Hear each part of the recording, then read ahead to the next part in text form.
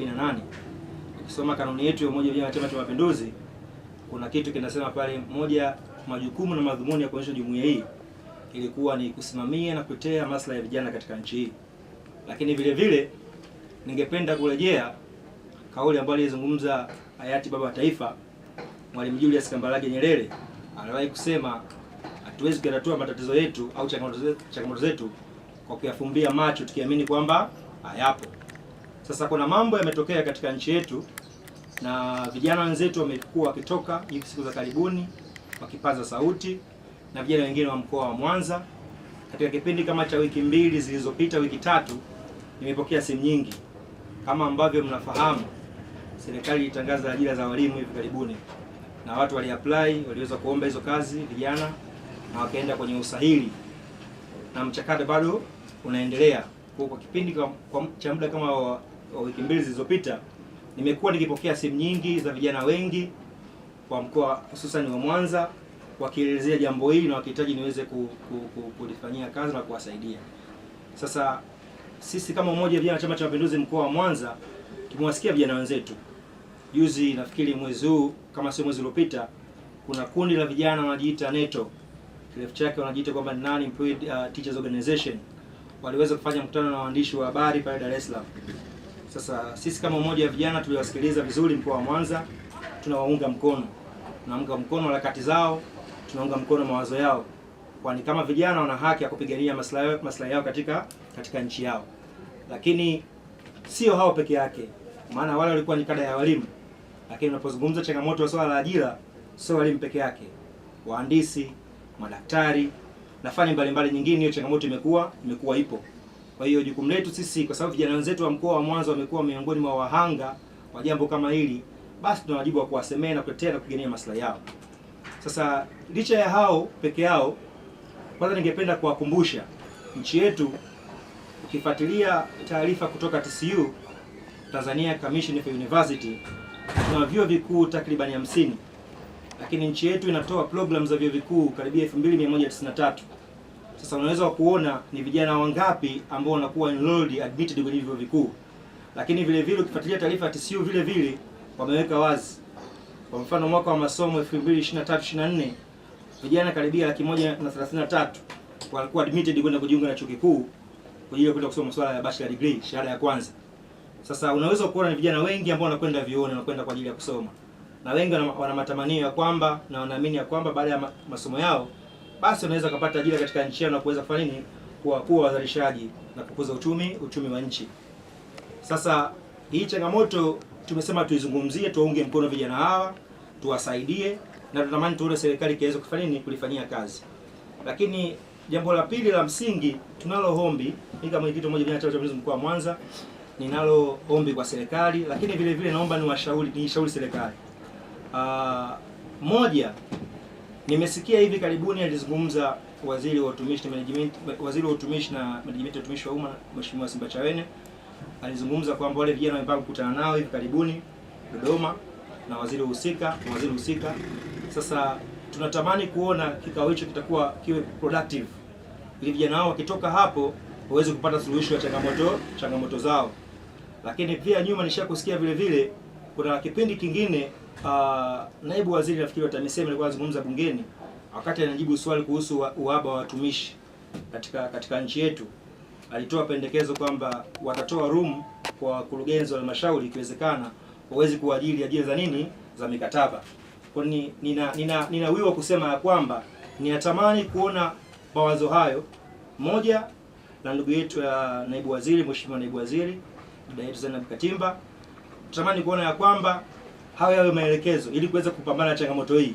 Yawe maelekezo na sio tu wakurugenzi wa halmashauri wafanye kwa matakwa yao, bali serikali ielekeze kama halmashauri zote nchi 195 pale ambapo wanahisi makusanyo yao ni mazuri, basi waweke malengo ya kuweza kuajiri vijana ili waweze kuwasaidia kazi ili kuipunguza changamoto hii.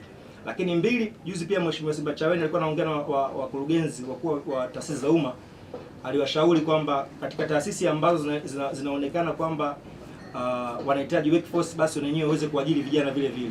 Basi tupende kuiomba serikali iweze kufanya tathmini katika mashirika haya ya umma, na yale mashirika ambayo yanaonekana labda yanalega kwa sababu ya kuwa na lack of manpower ambayo inatosha, basi itoe maelekezo ili vijana wachukuliwe hata kwa ajili za nini, za mikataba, ili tuweze kupunguza changamoto hii kwa kiasi fulani. Najua msemaji mkuu wa serikali mlimsikia ndugu Gerson Msigwa alisema kwamba serikali haiwezi kuajiri walimu wote, kama ambavyo haiwezi kuajiri waandishi wa habari wote, kama ambavyo haiwezi kuajiri wataalamu wa afya wote.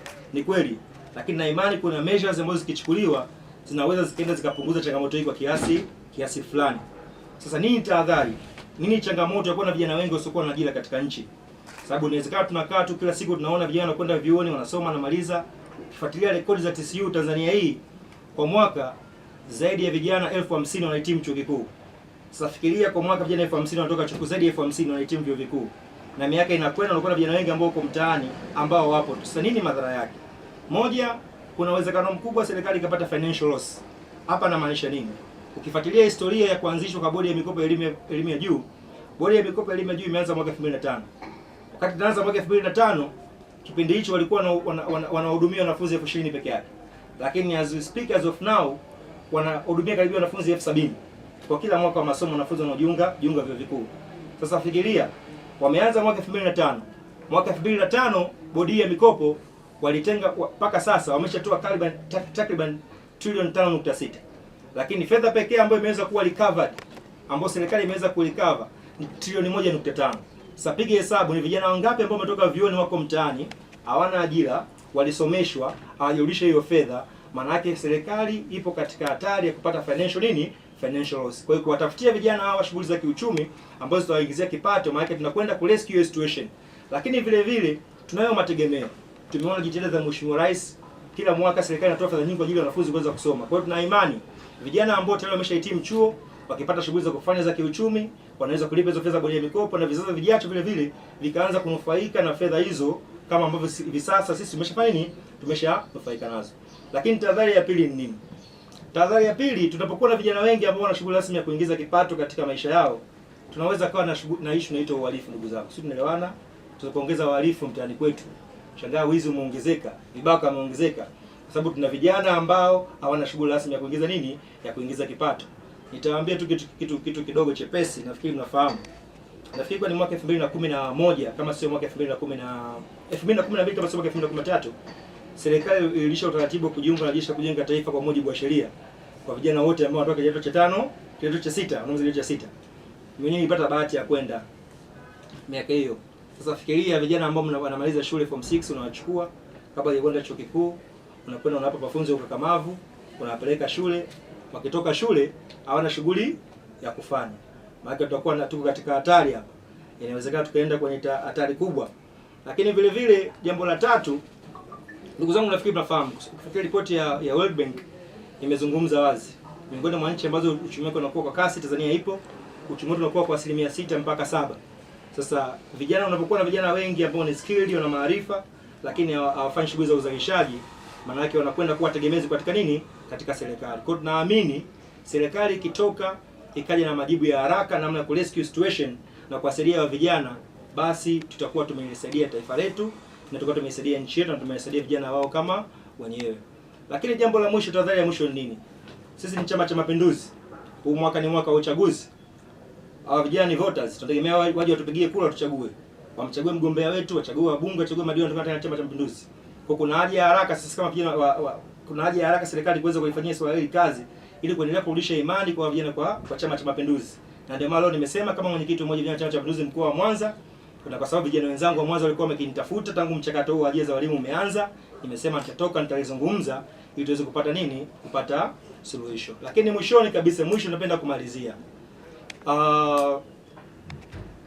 Labda kwa wasiofahamu nchi yetu imetoka wapi na kwenda wapi. Of course mpaka sasa serikali kuna kazi ambayo imeshaifanya, na ningependa vijana wanisikie vizuri kwa umakini, na ikiwezekana ile ukalifanyie kazi. Mwaka 2021 kifuatilia unemployment rate ya Tanzania ilikuwa ni 9%. Mwaka 2021 unemployment rate ilikuwa ni 9%. Lakini kufika paka mwaka 2024, 23 tunavyoendelea tumekwenda paka 8%.